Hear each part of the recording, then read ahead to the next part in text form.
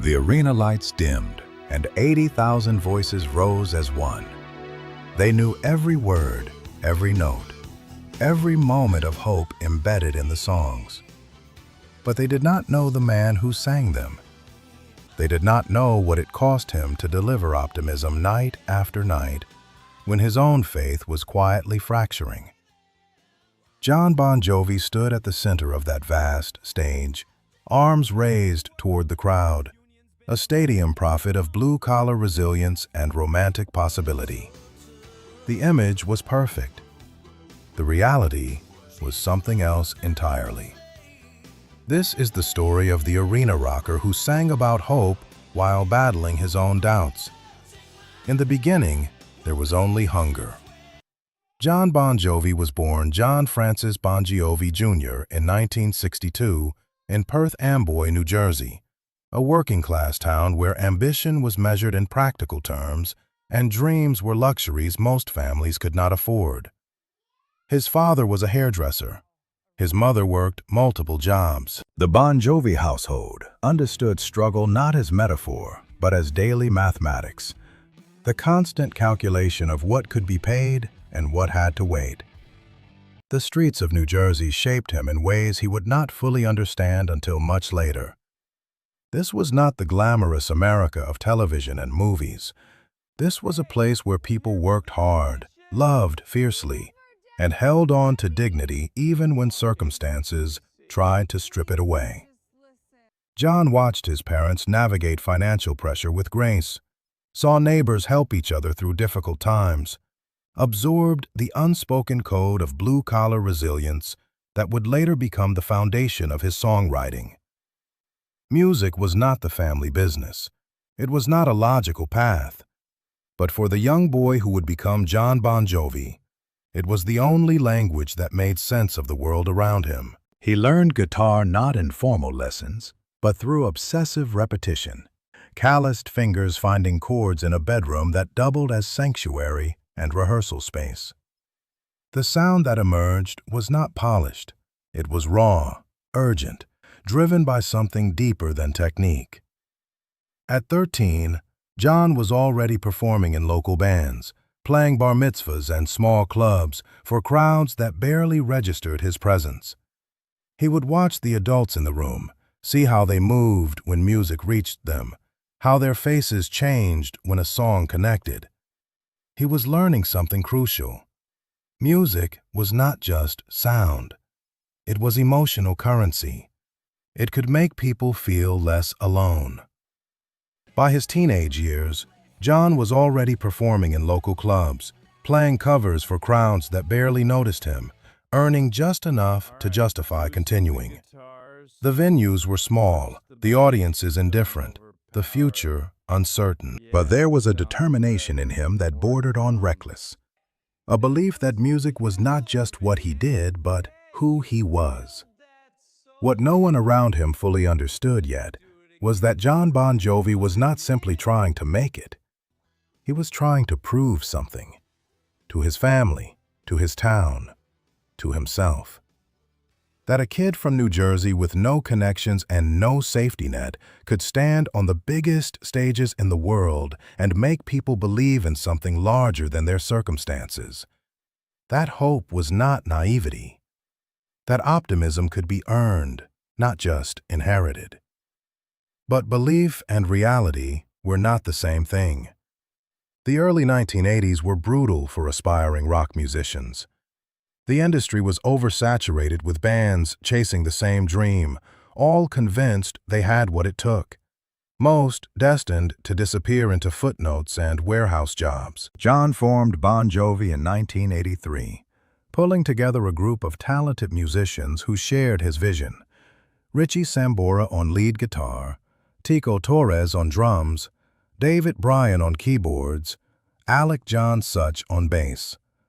They were skilled, hungry, and completely unknown. Their first album, released in 1984, made barely a ripple. The second, 7800 Degrees Fahrenheit, fared slightly better, but still left them on the margins of mainstream success. Radio programmers were not interested. MTV played their videos reluctantly. The music industry machinery had not yet decided whether Bon Jovi mattered. Jon could feel the pressure mounting, not just external expectations, but internal questions he could not silence. What if this does not work? What if all the sacrifice, all the years of struggle, lead nowhere? What if the belief that sustained him was just stubborn delusion? The band rehearsed relentlessly, sometimes 12 hours a day in windowless rooms that smelled of cigarette smoke and desperation. Richie Sambora's guitar work was exceptional, soaring and emotional, a perfect complement to Jon's vocals. The chemistry between them was undeniable, but so was the weight of repeated rejection. Record label executives would attend their shows, nod politely, and pass. Club owners would book them, but refuse to pay what they were worth. The dream was still alive, but it was running out of oxygen. There were moments when Jon considered giving up. Not publicly, but in the privacy of 3 a.m. thoughts when the bills piled up and the future looked impossibly distant. He would think about his father's practical advice, about the value of steady work and predictable income. Maybe music was a beautiful impossibility. Maybe it was time to accept reality. But then, everything shifted. In 1986, Bon Jovi released Slippery When Wet, and the trajectory of Jon's life changed in ways he could not have predicted. The album was a commercial and cultural phenomenon. It produced hit after hit. You Give Love a Bad Name, Wanted Dead or Alive, and the song that would define an entire generation's sense of possibility, Livin' on a Prayer. Livin' on a Prayer was not just a rock anthem. It was a working-class gospel, a narrative about Tommy and Gina, two ordinary people holding on to each other and their dreams despite economic hardship. The chorus became a rallying cry. Whoa, we're halfway there. Whoa, living on a prayer. Millions of people sang those words back to Jon, finding in them a reflection of their own struggles and stubborn hope. The song felt universal, and in many ways, it was. But it also came from somewhere deeply personal. Jon had written it thinking about his own parents, about the people he grew up around, about the constant tension between aspiration and survival. The emotion in his voice when he sang it was not performance. It was recognition. Slippery When Wet sold over 28 million copies worldwide. Bon Jovi went from playing clubs to headlining stadiums. Jon Bon Jovi, the kid from Perth Amboy, was now one of the biggest rock stars on the planet. The dream had come true. The validation had arrived. The world had finally said yes. And yet, success did not bring the peace Jon had imagined it would. What the audience heard every night was triumph and certainty. What Jon carried inside was doubt and distance. The more people sang along to his songs about resilience, the more isolated he felt from the very emotions he was supposed to embody. How could he stand in front of 80,000 people celebrating hope when he himself was beginning to question what hope even meant? The touring schedule was relentless. City after city, night after night, the same songs delivered with the same energy to crowds that expected nothing less than perfection. Jon gave them everything he had on stage. But off stage, he was exhausted in ways that sleep could not fix. The applause was real. So was the silence afterward. The machine of fame operated with brutal efficiency. Wake up in a hotel room that looked identical to yesterday's hotel room in a city whose name he sometimes forgot. Press interviews where the same questions received the same rehearsed answers. Sound check, show, after party, sleep, repeat. The geography changed, but the pattern remained constant, a loop that felt less like success and more like a very expensive trap. Jon began to notice a strange phenomenon. The more famous he became, the harder it was to have genuine conversations. People approached him with expectations already formed, seeing not Jon, but Jon Bon Jovi, the arena rocker, the symbol. They wanted autographs and photos and moments they could package as memories, but few wanted to know what he actually thought or felt. The isolation was not physical. It was relational, emotional, a distance that grew even in crowded rooms. Fame came with pressures Jon had not anticipated. Every decision he made was scrutinized. Every interview required careful navigation. Every relationship in his life shifted, distorted by the weight of public expectation. People wanted Jon Bon Jovi, the confident arena rocker. They did not want Jon Bon Jovi, the human being struggling to reconcile who he was with what he had become. His relationship with Dorothea Hurley, his high school sweetheart, became both anchor and reminder. She had known him before the fame, before the image, when he was just a kid from New Jersey with a guitar and impossible dreams. She did not treat him like a rock star, and that refusal to participate in the mythology was sometimes the only thing that kept him connected to himself. But even that relationship required work, required him to fight against the gravitational pull of the persona he had created. There were moments, late at night in anonymous hotel rooms across the world, when Jon wondered if he had traded one kind of emptiness for another. Before success, he had struggled with obscurity. Now he struggled with visibility. The hunger that had driven him for so long had been satisfied professionally, but it left behind a different kind of ache. And there was something else, a fear he rarely admitted even to himself. What if the songs stopped working? What if the connection he had forged with millions of people was temporary, conditional, dependent on his ability to keep delivering anthems of optimism he no longer fully believed in? What if the moment he showed weakness, doubt, or complexity, the audience would turn away? This was the tension that defined Jon Bon Jovi's life in the late 1980s and beyond. Publicly, he was the embodiment of rock and roll success. Privately, he was navigating emotional terrain he had never expected to encounter. The gap between the image and the reality grew wider, and Jon was not sure how to bridge it without destroying one or the other. But that was not the whole truth. Because even as Jon battled his own doubts, something remarkable was happening. The songs he had written from places of personal uncertainty were resonating with people precisely because of that vulnerability. The reason Livin' on a Prayer felt so powerful was not because it promised easy answers. It was because it acknowledged struggle while refusing to surrender to it.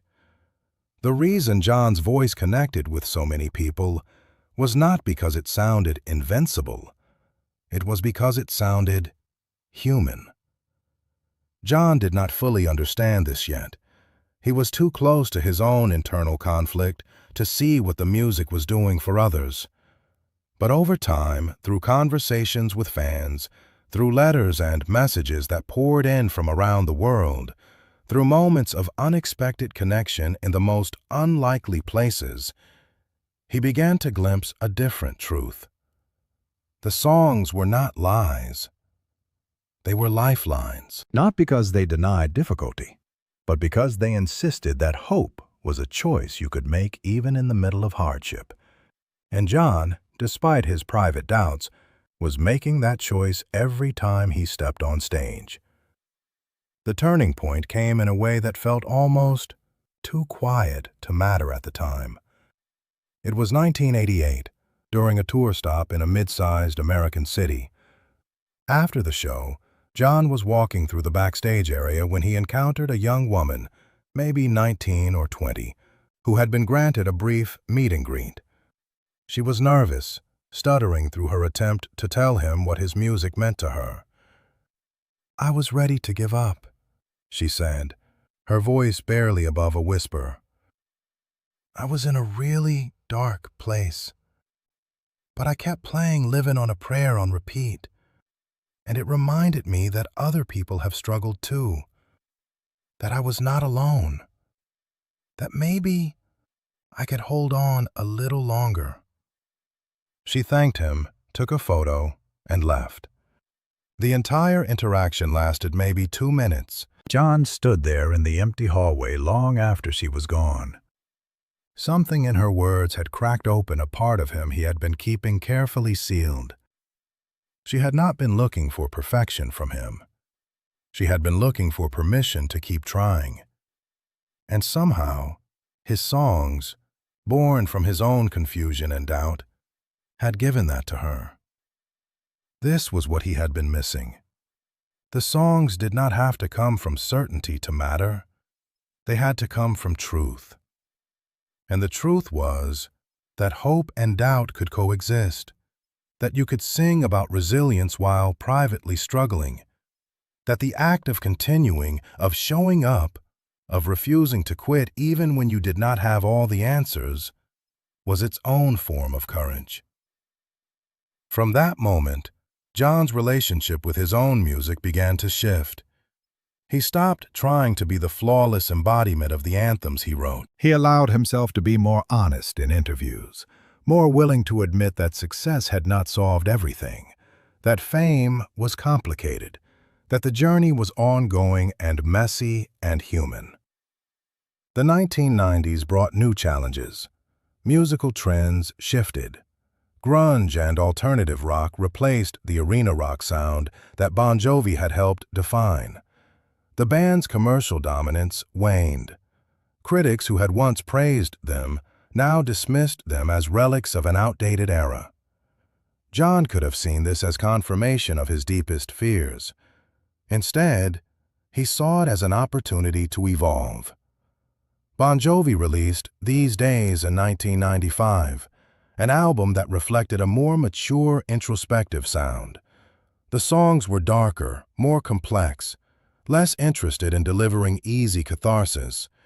It was not what mainstream radio wanted, but it was what Jon needed to create.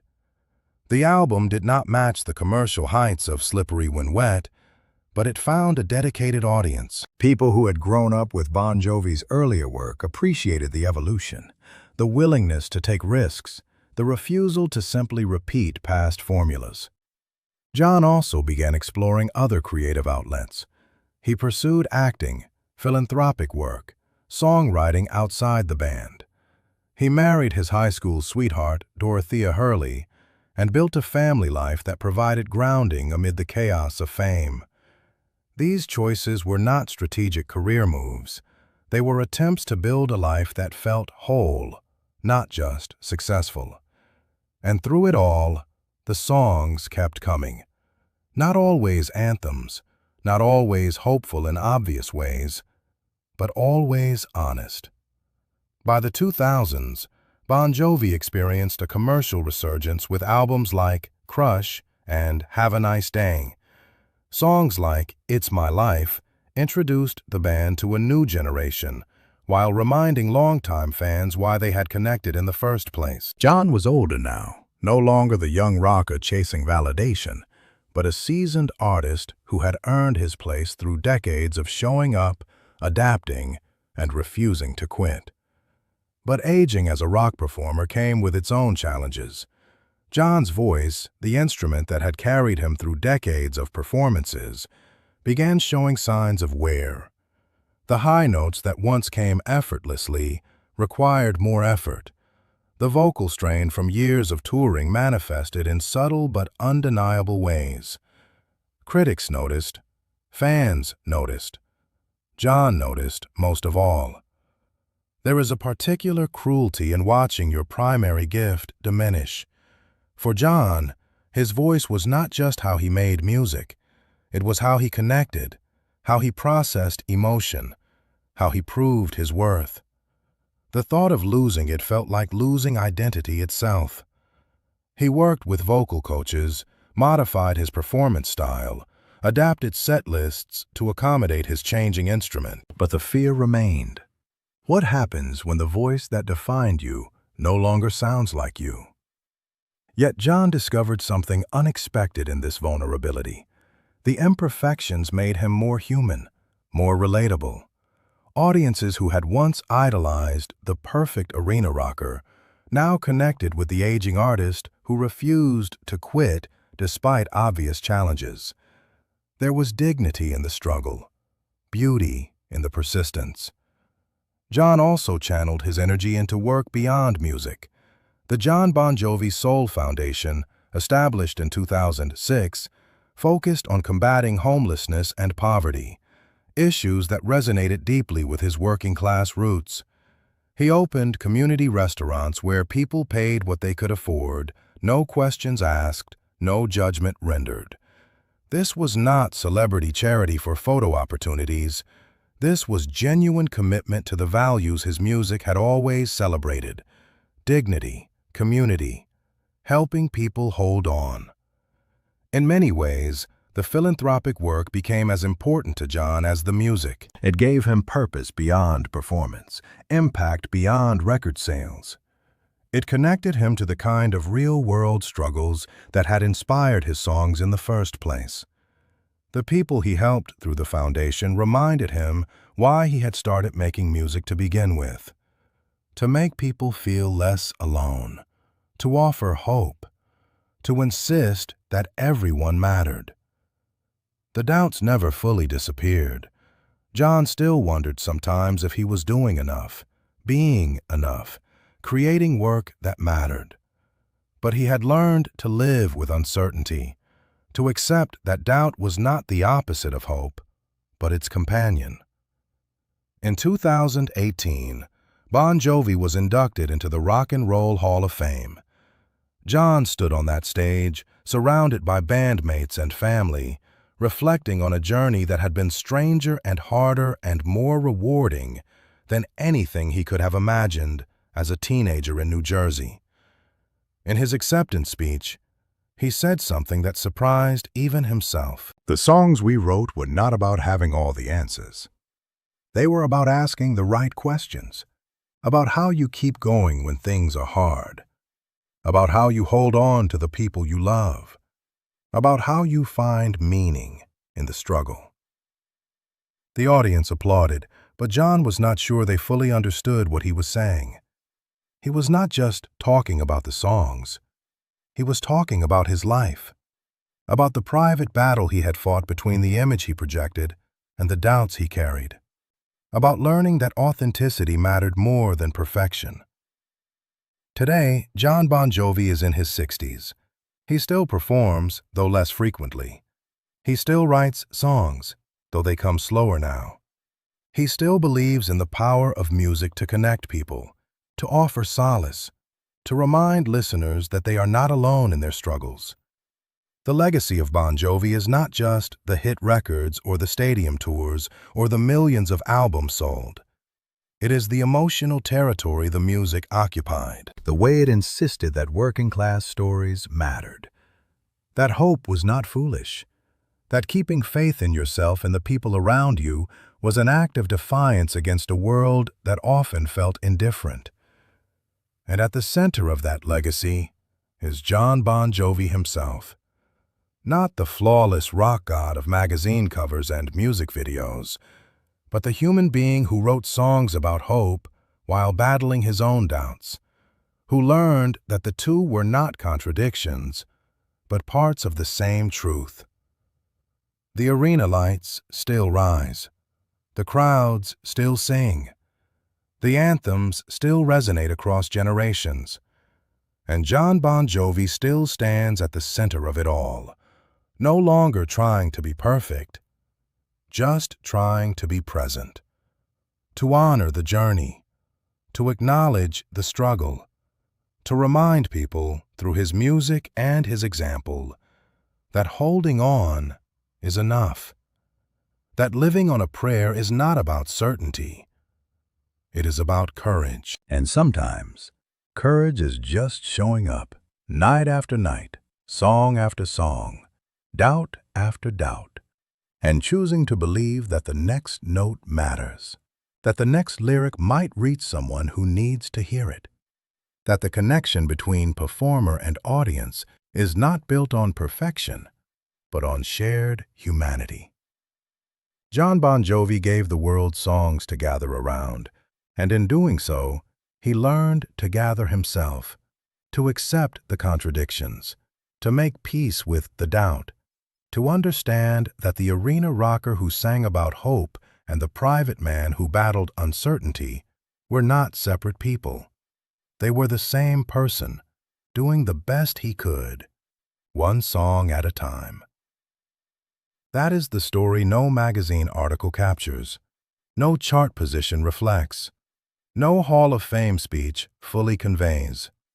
It is the story of what it costs to be the voice people turn to when they need hope, and what it means to discover that in offering hope to others, you might eventually find some for yourself.